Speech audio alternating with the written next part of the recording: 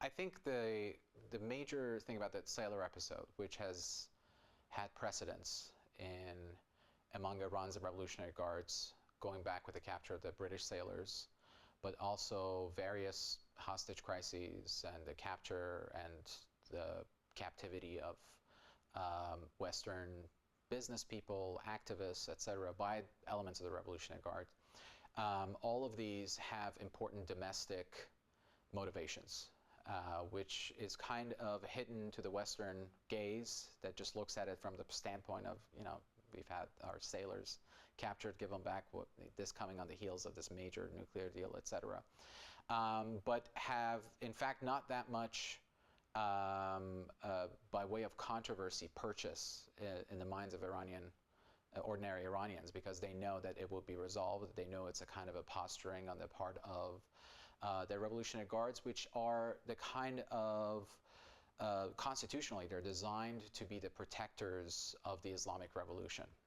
And each time there's an attempt by moderates, by reformists, by people who want to open up Iran to a range of relationships with not just the West, but with multinational corporations, in Japan or in China, etc. The Revolutionary Guard flexes its muscles to remind them who can really undermine their projects.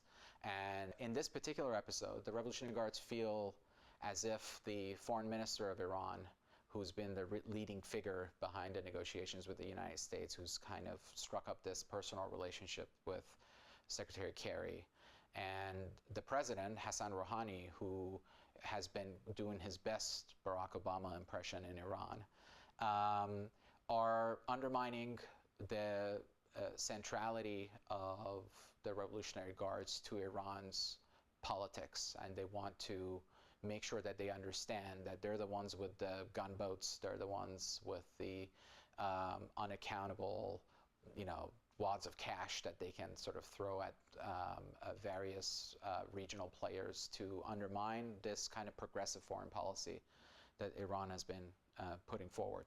So one of the great things about this episode was that for the first time, because of this sort of diplomatic exchange between Kerry and Zarif that took more than 2 years to resolve the nuclear issue United States had a pretty good idea of what was happening here.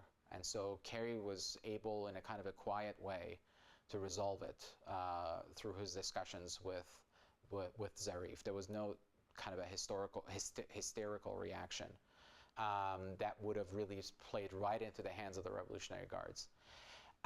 But the Guards, are kind of resentful of that. So they keep persisting by posting these videos, by giving new angles, new camera shots to sort of continue the humiliation in their mind of Zarif and of the achievement that was the nuclear agreement, and to kind of stick their finger in the eye of the Americans.